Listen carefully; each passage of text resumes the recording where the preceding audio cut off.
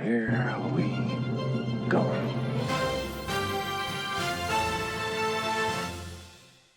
What's going on, everybody? We got a Back for Blood update coming tomorrow, and we're just going to get into it right now because there is a lot to cover.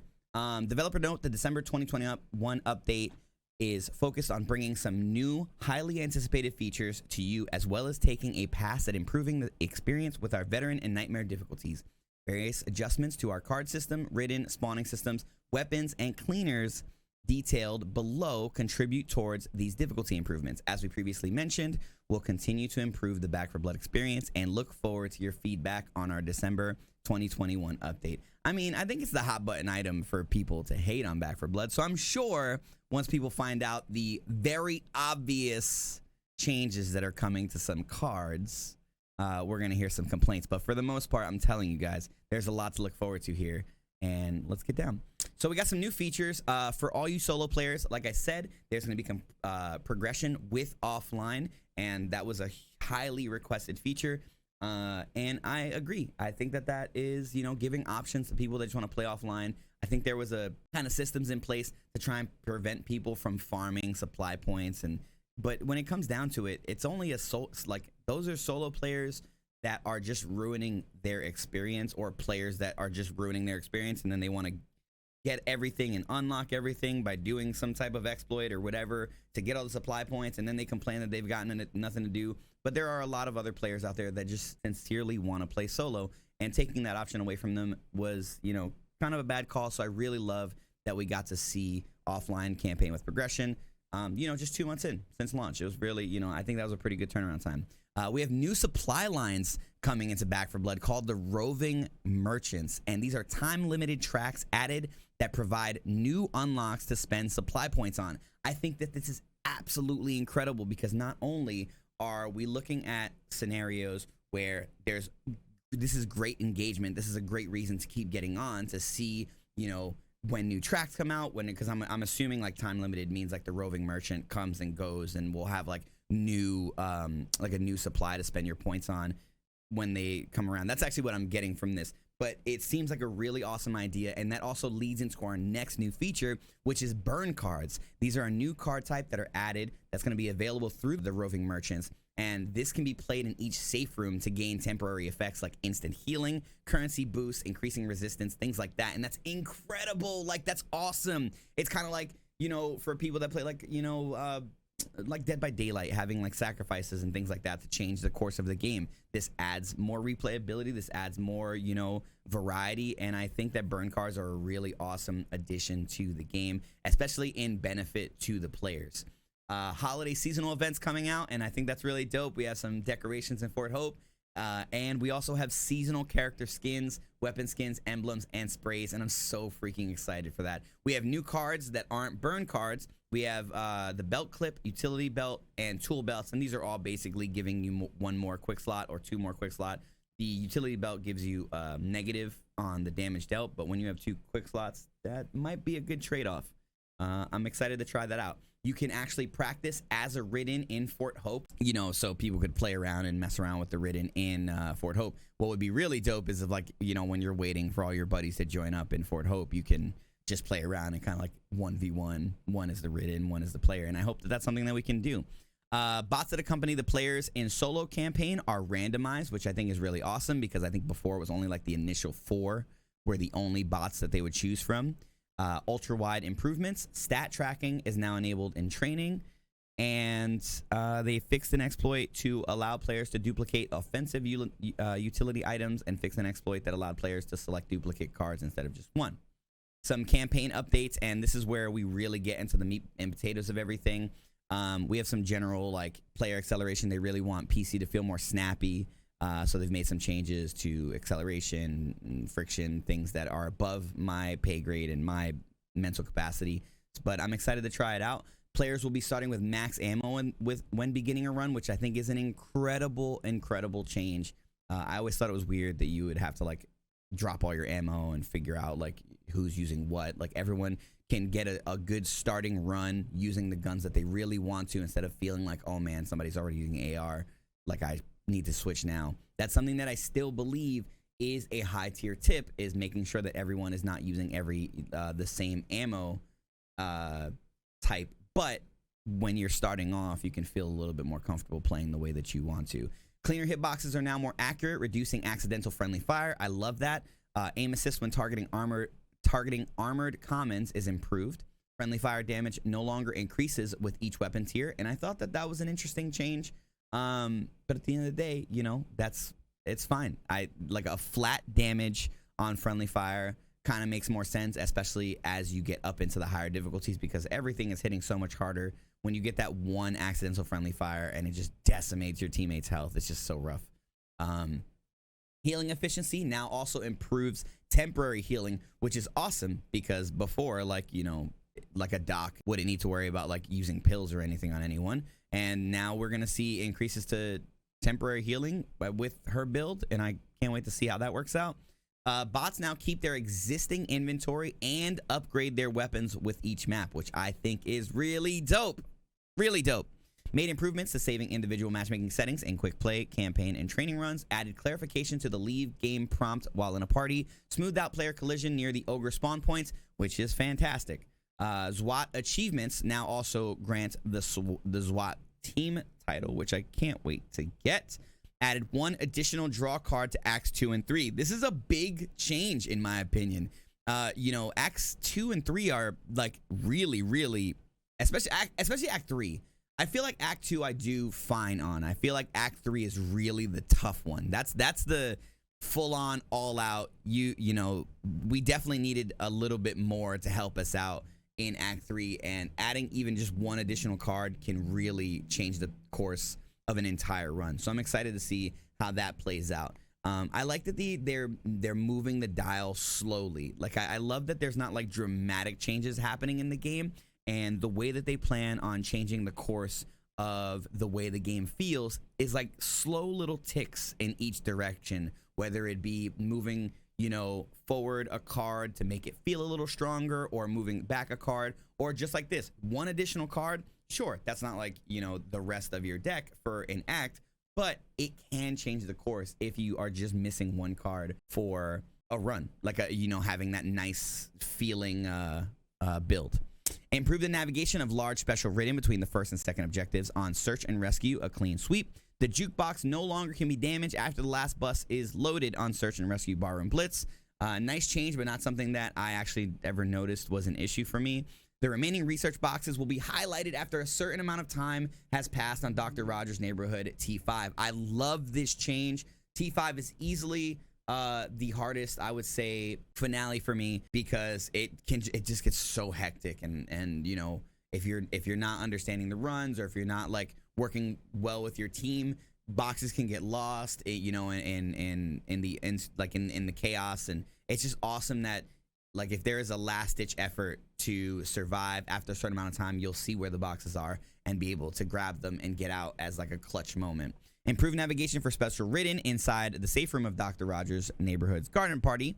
Made improvements to collision around the mortuary for ridden and cleaners remnants of friend in need. Adjusted the waypoint for the gate objective in remnants the road to hell. Added additional spots for ridden to enter the quarantine area if the one-way door is closed on remnants the road to hell. Readjusted the appearance of an NPC in Job 1022, Heralds of the Worm Part 1, for consistency in campaign and training modes. Confirmation is now given immediately after reporting a player, which I love. Changes have been made to credits. I don't know what that means. I don't know what that means. Like what did they change in the credits? But it's in there. You know, we got the information. Speed card updates. Now, this is the one. This is exactly where I just can't wait to see how people react to, because obviously everybody looked. You know, people they had that knee-jerk reaction to the melee cards being nerfed in the November update, and it's just it's one of those situations where, first of all, you know, people are like, oh, they're nerfed, it's useless, and I disagree. I wholeheartedly disagree, and everyone should have seen it coming. Heck, I even think they did a live stream where they even let us know that they see how people are completing Nightmare with speed decks. And you know, I just don't see Back for Blood, and I know for a fact that the devs probably didn't see Back for Blood as, you know, get your speed cards, run from point A to point B, completely ignore, you know, all the ridden. Like, that's not the idea. First of all, in Back for Blood, we're cleaners. We're meant to be getting rid of the ridden. That's a mouthful, but that's the point. The point is combating them and cleaning the area, not running from point A to point B. And that's, I think, a lot of people miss that as like that's the developer's direction is combating against the ridden and the swarm and taking them down. So using speed decks to get from point A to point B, if that's how you want to play, sure. These changes, I'm sure these cards are still going to be strong, but you're still going to have to engage a little bit. And before people are like, well, I'm done with this game forever, when you see the cards that are coming up that give you more damage output, I think you'll feel a little bit better, because obviously they're trying to give more variety across the board, and there's a lot less cards that are kind of game breaking in terms of like the speed deck and the melee deck, and more cards to pull up. So they are pulling a lot of cards up just as much, if not more than double what they're ticking back because they were feeling a little bit too strong. Anyway, let's get into it. Evasive, the speed has been reduced from 20% to 15%. Fleet of Foot, the move speed bonus reduced to 8% from 10%. And like I said, these are small ticks. These are small ticks. But when you compound and you bring all these cards together, it really, really starts to add up. And that's why these little ticks are really helpful to bringing these cards a little bit lower while they're pulling other cards up, so everything is feeling like on the same level playing field. And before you say, yeah, but the game is too hard, or yes, but the ridden get ridiculous, or XYZ elemental P, just wait until the rest of the dev notes. I'm telling you, I promise you, there is so much going on in this December update that the game is going to feel and probably look much better. Mad Dash, Olympic Sprinter, these are all like pep in your step. All of these are getting, nerfed by small bits. Rhythmic breathing, stamina bonus was reduced to 40 from 60. Rhythmic breathing now plus 40%. Remove drawback and minus 20% slow resistance. Run like hell. Change the move speed buff for 3 seconds when getting hit. No, I can't say that again. That was Siri if you could hear that. Move speed bonus reduced to 12% for run like hell as well. The Speed Demon move speed bonus was reduced to 4 from 6. And again, you can see all of these are very small ticks. And I don't think that they were just trying to completely slash the entire speed running deck, or, the sprinting deck, or whatever you want to call it. But small ticks can really help make other cards feel like a better, or other decks feel like a better choice, depending on how you want to play. Stimulants, the card was completely refactored. It no longer gives you more speed, which is actually one of my favorite cards from in PvP. So now that it doesn't have the movement speed, I probably won't be using this as much, but that's okay. I'm not really that upset about it. So you don't get movement speed with stimulants now, but it'll give you 20% stamina regeneration. Increases to your reload speed is going to be 15%. That's a buff from 10%, and your swap speed is increased to 15% from 10%. So that's the speed cards. The combat cards are getting a nice bump because they want people to feel that they're, able to combat the speed running deck. They want to feel stronger. They want to feel like they're doing more damage. So Cold Brew Coffee now has an ADS speed of 25%, weapon swap speed of 25%, use speed of 25%, reload speed 15%. Combat training, it removed the 50% bullet penetration, added 1 bullet stumble and 5 melee stumble, which I actually think is really dope, because bullet stumble and melee stumble are really good for stunning those enemies and keeping them at bay. The combat training also has 5% bullet damage and 25% bullet stumble. The energy drink stamina reduced to 15%, was 40%. That's a big change. Removed minus 5% damage resistance, so there's no negative on energy drink. Added weapon swap speed to 25%, and move speed while firing plus 15%, slow resistance plus 10%. I think these are incredible changes. Not only are they taking away some of the negatives from cards that we had, they're adding more buffs to these cards. So again, I need to reiterate that they're taking negatives away from cards that had, a bonus and a negative to try and offset it as a card itself, and just putting nothing but buffs on them. These are great changes, and I love it. Love it. Tooltip update to include all secondary weapons for Highwayman. Ammo chance increased to 3%. Now has a chance to spawn Molotovs. Large caliber rounds is now plus 7.5% bullet damage. Bullet damage. 200% bullet penetration, and the penalty was completely removed. Line them up. Is now the range fall off plus 10%, recoil plus 15, bullet pen plus 25%, ADS speed plus 25%, no longer requires ARs. I think that's awesome. Marathon runner no longer disables sprint, and the developer note says this: the intent with this is to enable kiting, and I think that that's incredible. That is incredible. Marathon runner now no longer disables your sprint. That's an incredible card now. Mugger, ammo chance increased to 3%. Now has a chance to drop razor wire as well. I think that's really cool too, because there was also a change to what razor wire actually is, but we'll get to that later. Patient Hunter reduced the time per stack to 0.75 was 1, and I think that that's a buff as well, because that was the Patient Hunter, if I'm not mistaken, is when you're ADSing, you get a damage stack every second, and now it's going to be every 0.75 seconds. So it allows you to get your max bonus as you're ADSing faster. Effect can no longer be stacked with power swap. Weapon window increased to 1 second. Power reload window increased to 1 second, was 0.75. Those are both buffs, except the no longer can be stacked. Silver bullets, penalty removed. Silver bullets is an incredible card. It's now 10% bullet damage, 15% to range fall off. Awesome. Silver bullets definitely going into my damage deck. Steady aim added a stacking buff, while ADS with that now gives 10, 20, and 30% recoil reduction over 2.25 seconds. Tunnel vision added the stat that increases weak spot damage. The longer the player is in ADS, 5, 10, 15% over 2.25 seconds. Love that. Team ammo is a vendor card. Now also gives 1% increased damage. Well Fed has removed the 20% stamina efficiency. Healing cards. The Fresh Bandage now heals 15 health at the start, on top of buffing the trauma recovery. So it's now healing 15 health and giving you 5 more trauma recovery. Fresh Bandage is a huge, huge, huge change to the game, and I love it. Let's see what we got here. Group therapy, the heal increased to 8, was 5. Life insurance, life reduced to 1, was 2. Now reduces the team in-cap trauma by 15%, and it also removes the copper loss. That's a great change. Yes, we're not getting the 2 lives now, but we removed the copper loss, so there's no negative. Life insurance is a huge card and probably should be in a nightmare deck, period. Needs of the many, health penalty reduced to -10, was -20. Pep Talk now gives 3 flat damage resistance from all sources while reviving, and grants 10 health to the revive target. Really cool. Safe Room Recovery now also heals 15 health, and trauma recovery up to 7 was 5. This was buffed to mitigate the loss of trauma heal on experienced EMT.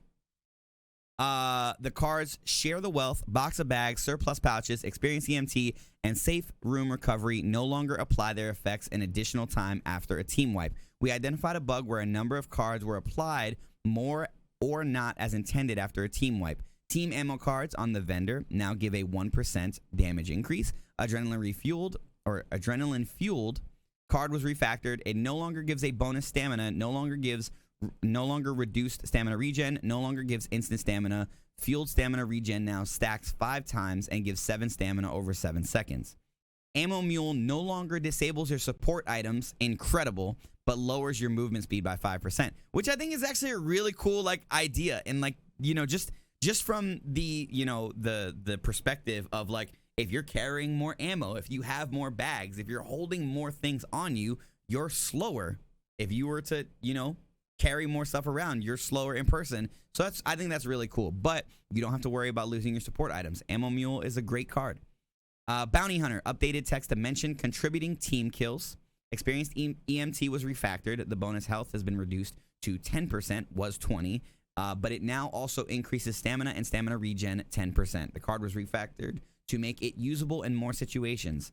Experienced EMT no longer heals trauma. Due to the bug fix where this card was applying its effect more than intended, this ended up healing trauma, which was not intended. We have buffed other cards such as Fresh Bandage and Safe Room Recovery to mitigate this change, as well as adding a free first aid cabinet recharge to Nightmare. The energy bar stamina regen has been increased to 30, was 20%. Dope. Hyper focused adjusted the penalty to minus 40% movement speed while shooting or melee attacking, was minus 75% ADS movement speed, which is pretty interesting. Hyper focused was a huge card. This is going to be a very, very big change because I believe 40% might feel pretty heavy. So I'm not sure if hyper focus feels a little killed here for me, but we'll see. I'm going to try it out. I love hyper focused. I was using it almost in all my decks, especially my sniper deck. Wooden armor no longer increases explosion damage taken. That's dope because wooden armor gave, if I'm not mistaken, trauma resistance, like huge trauma resistance. I never used wooden armor, but that seems to be like a decent change. Corruption cards have been updated. The corruption boss cards will no longer appear in the start of an act. These were causing a difficulty spike in all difficulties. We want players to have more time to prepare for bosses and later chapters. The hag will no longer spawn with the fog corruption card, and I can't tell you enough how excited this makes me because every time I would see fog, I'd get so frustrated because the hag, she's something, man. She's something. The hag was stacking with boss objectives, causing a difficulty spike in all difficulties. Fog's maximum density reduced for the gloom and the fog corruption cards. That's cool. I didn't really see the need for that. But hey, we can see more now, even though, you know, we still have a little bit of that vision impairment. Breakers removed from all difficulties of search and rescue bookworms. All guns set to have the same aim assist snap length duration. Aim assist now locks on to the center of sleeper base instead of the body, which is pretty heckin' cool. And I also love that for the controller players that were feeling like aim assist was too aggressive, they seem to making some changes so things feel a little bit smoother and not feeling like you're just being pulled where you don't want to be pulled. So made aim assist feel smoother when aiming at targets. The bird's health. This is a big change for me. Bird's health has been reduced to 1, was 10. Now, I learned, I believe at the end of the beta, that you can actually kill all the birds by just shooting them. If you and your team focus, you could kill the birds before they got into the sky and prevent them from setting off. Now, I hope that this makes it easier because I promise you, I am really bad at killing all the birds. So I can't wait to see how this feels because it can be really dope, especially when you get those corruption cards that just have birds everywhere. It'll be nice to work together with your team to just clear out a pack of birds so you can get on through without having to worry about wasting a grenade. Flash grenade damage reduced to 1, was 5. M16 damage has been increased. That's great, but I don't think it's enough. The M16 honestly is one of the weakest weapons in my opinion. We'll see if the 16 damage makes it feel a little bit better.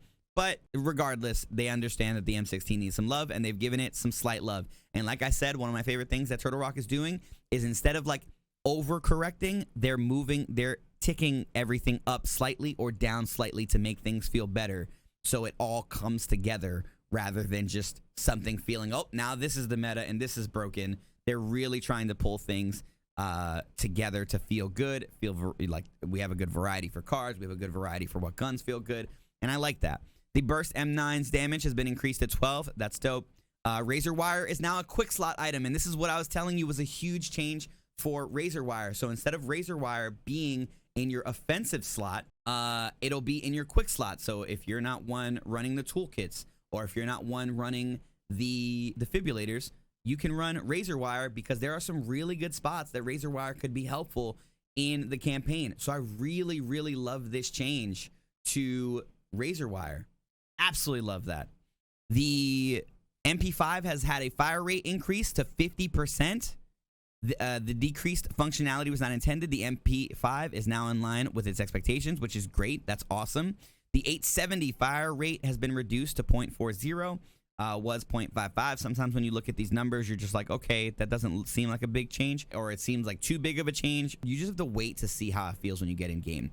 Combat knife, increase the combat attack width. I think that this is such a dope change. I personally still don't think, I feel like once you get comfortable enough with the game, combat knife is one of those cards that is, to me, more of like a crutch. Like something, if you really feel like you're struggling with hitting your shots and you just need that little extra, like back off, like get off of me Combat Knife is really, really strong for people that, you know, just need that little bit of, you know, buffer. For me personally, I think that I do a pretty good job, but I also am one of the most inconsistent players I've ever seen on the planet. So some days I play like trash and I probably should use Combat Knife, and that's when I fail a run, but that's on me.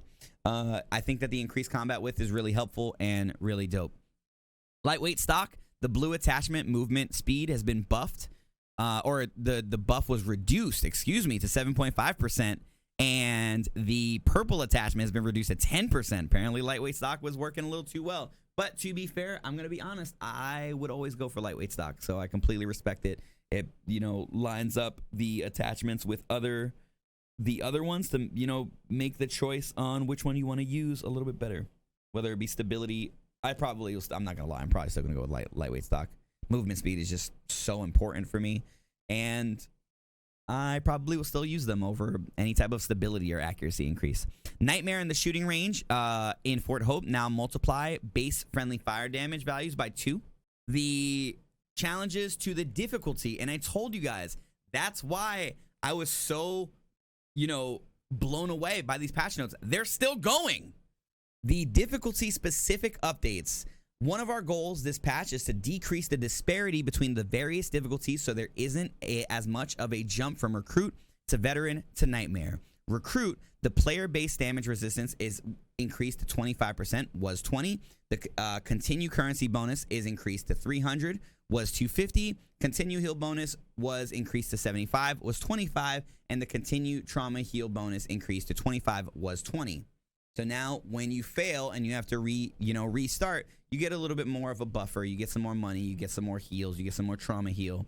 And that's really cool because you get to get in with a little bit of a buff because you're just using that one retry up and getting back in there, hopefully having a better chance. Veteran rescaled the friendly fire values. I kind of wish we would have seen what the friendly fires were and are now, but that's fine. You're going to be doing less friendly fire damage, which is great. Sleepers no longer call hordes on Veteran. And I guarantee you there's at least one person that's going to watch this video and going to think, never knew that sleepers called hordes. Sleepers used to call, or well, I guess they still do as I'm reading this, but they no longer call hordes on Veteran. Nightmare, you still have to be careful with those sleepers. That's why Carly's your best friend. Finding all those sleepers, getting rid of them before they have a chance to pounce, because that's why you keep getting hordes. And with the bugs that we had from the November update and before, sometimes we were getting double hordes, sometimes we were getting double roamer spawning, special mutations, and it just kept compounding on top of each other. And that's why sometimes you would turn around and see like 8 tall boys in your face. That's not an exaggeration either. As much as I love to exaggerate, that is literally not an exaggeration. And that's why a couple people were frustrated with Back for Blood.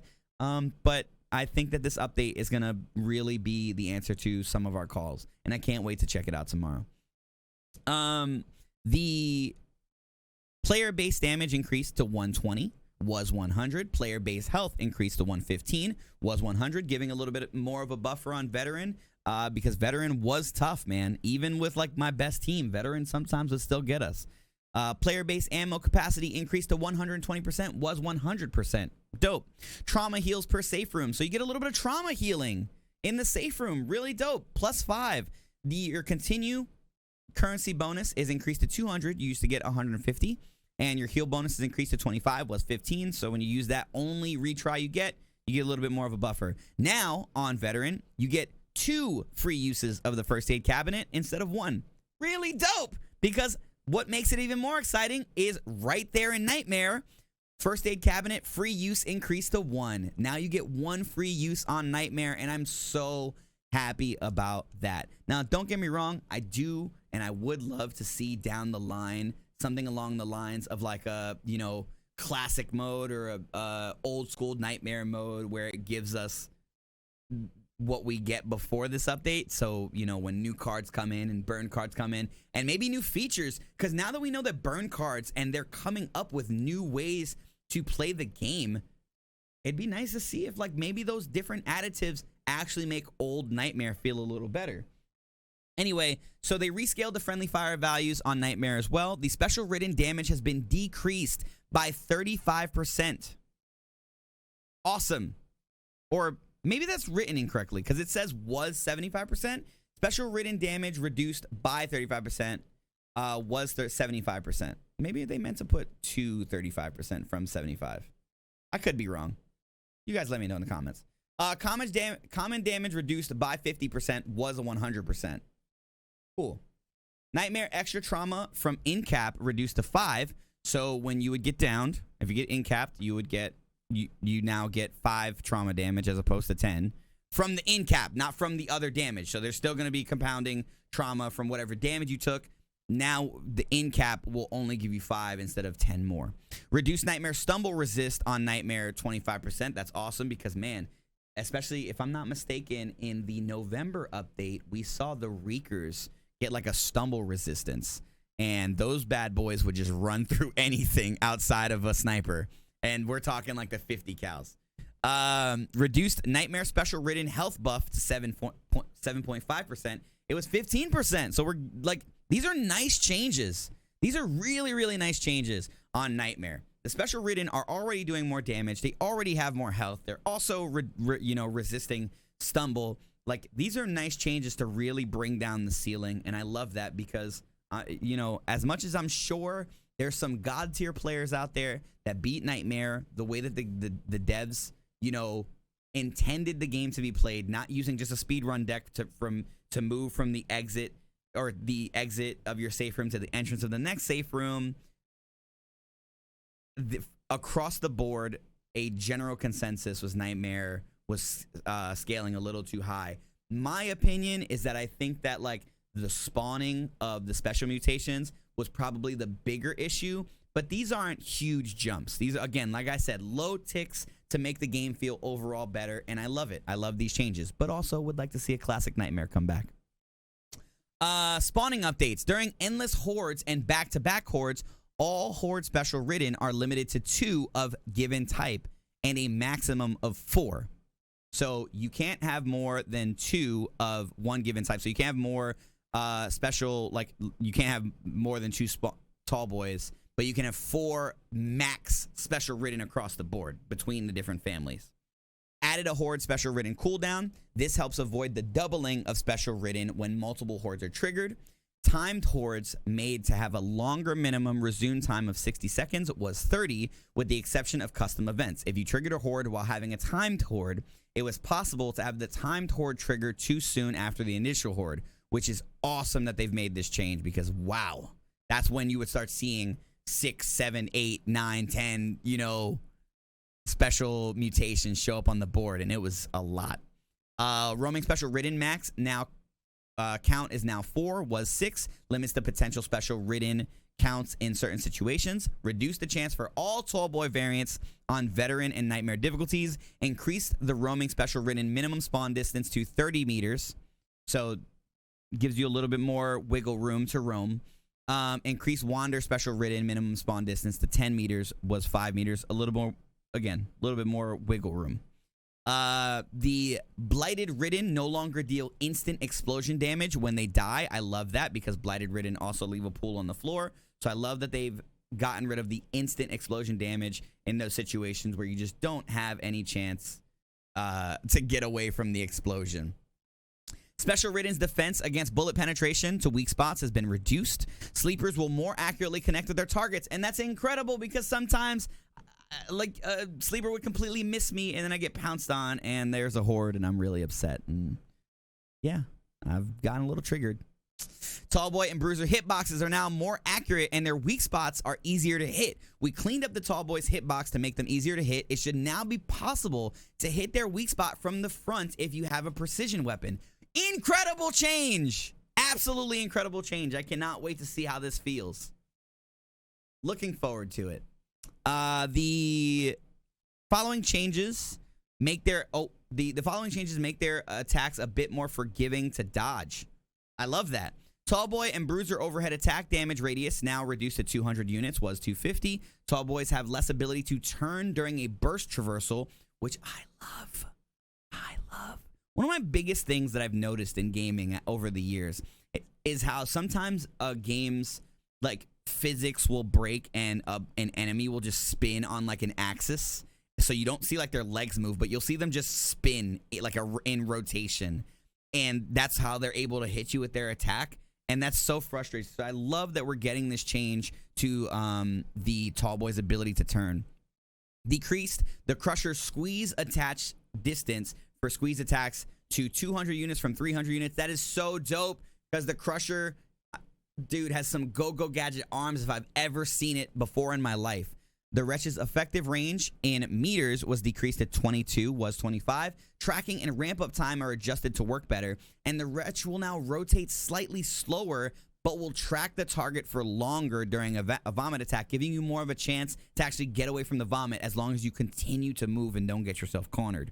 Wretch's projectile spray start at a lower velocity, 75% of max instead of the 90%, and ramps up to a max velocity over a longer period of time. The exploder's explosion radius is now visible to the ridden player, which I think is really dope. I can't wait to see how that looks because you really do have a hard time knowing where the end of the radius for the exploder works. So I'm really excited. With the following changes, the Hawker's ability should not be used as much, should be easier to dodge, and should not take as much damage if the attack is landed. The pin projectile speed for the Hawker has been reduced to 2,500, was 3,500. The miss cooldown, it was increased to 8 seconds on the Hawker. It was 0 seconds. They could continue to spit. If they missed, they had no cooldown. Thank God that we got this change. Thank the spaghetti monster in the sky. The pin hit cooldown increased to 8 seconds, was 2 seconds. Love that. The initial damage is reduced to 5, was 10. The damage over time was increased though. So if you do get hit by the Hawker, you now are getting 1 extra tick of damage per second that you're hawked. Make sure you guys hit your teammates out of the pin. The Hag's health has been reduced by almost 1,000 health, which I think is fantastic because we also have an increase of the multiplier on the weak spot, which I love. The Stinger projectile cooldown, while perched, has been increased. When the Stinger was perched, there was no cooldown on her projectile, so she was able to rapidly attack cleaners, and I'm so thankful for this because sometimes, man, it just looks like a machine gun is being fired. The PvP updates are some of my really exciting ones because one of my ideas actually made it into these patch notes. And it's probably my only claim to fame to anything in gaming, but I'm really excited for it. And here we go. So the facial icons now appear when ridden players ping cleaners. All cleaner dialogue for pinging special ridden is now audible to ridden players. So if you hear an enemy ping you when you're playing as the ridden and they say, you know, like, Reeker over here, you'll know that you've been pinged and you can like kind of try to adjust so you don't get just completely turned on and destroyed. Survivor nameplates are now visible to ridden players. The inspiring sacrifice sound effects volumes were reduced when the effect is active. I'm not going to lie. I never noticed an inspiring sacrifice sound. Maybe it was just something that kind of passed by because I was too focused. But I'm excited to see what this looks like. They added a lever penalty warning pop-up in Fort Hope after leaving a PvP match. Cleaners now start each round with full ammo. Great change. Mutation points from players that disconnect in swarm mode are now redistributed to their remaining teammates. And that's my claim to fame. That is it. 100%. 100% my idea. I was able to play with the devs one night on PvP. And I was like, listen, man, when people leave on the ridden side, that kind of sucks because all the mutation points that they got kind of just get left out, you know, to dust. And it's the fact that like all those mutation points go to waste is leaving a severe disadvantage for one side when they could be using those mutation points. So if there's any way, is there a way that we can get those mutation points for the rest of the team?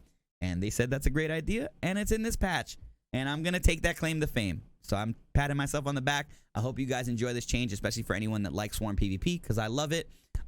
So now if you have a lever on your side and you're playing as a ridden, you get their mutation points so you can buff your special mutation or the common infected. Each player's mutation points are now visible to their party frames. Hawker pin duration is reduced back to 7 seconds, was showing 999 on some pins. The Hawker pin damage reduced initial damage to 5 damage, was 10, and increased the damage over time to 3. So that's a nice change. So the initial damage you do when you lock somebody down is decreased by half, but you are going to be doing 1 tick damage over time. So if you catch somebody out as a Hawker, that's a great way to do some extra damage. There's some controller updates for some aim assist. The slider has been replaced by 2 separate sliders for aim assist friction and aim assist magnetism for gamepad, which I think is really dope. Added some options for camera acceleration. So some changes for controller players out there. We got some UI and UX updates. I actually didn't get to check these out when I read it because I was already so tired of reading so many patch notes, but let's go over these real quick. Cleaners being pursued by a hag will now see a corresponding screen effect to indicate this. Why did I not read this? Because that's amazing! Now you can know who she's chasing. I know it says like who aggravates the hag, but she does change her target, right? So it's really nice to know. Can now easily duplicate decks in a deck manager. Dope. Camera smoothing duration has been added. The field of view options sliders are separated for cleaners and the ridden, which is awesome. FOV settings for better ultra wide and multi-monitor configurations. Added an option to toggle blood, vomit, mud drench in the option menus. Dope! Added an option to set audio input device in the audio option menu.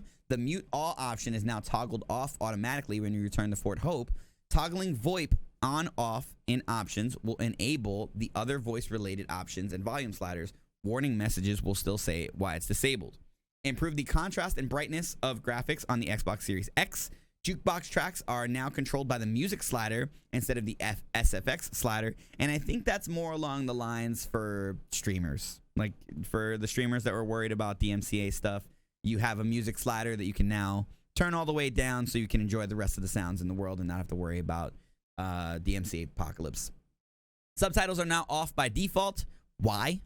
The social menu can now be brought up by selecting a player's own banner in the campaign menu, and updates to DLSS have been added, and it requires the NVIDIA driver 471. We've got some bug fixes, and I'm definitely not... There are so many. I'm going to make sure to link this below, but there are so many bug fixes. We got some Twitch extension changes as well, which I'm going to be really excited to check out. But I'm telling you guys, this is a much bigger update than I ever expected to Back 4 Blood. So I really want to hear your guys' thoughts because there's some great changes in Back 4 Blood for this update. And with it being a live service game, we still have so much to look forward to. I can't wait to hear what you guys think. I can't wait to get back into Back 4 Blood tomorrow when the update drops. Yeah, let me know what you guys think in the comments, and I'll see you on the next one.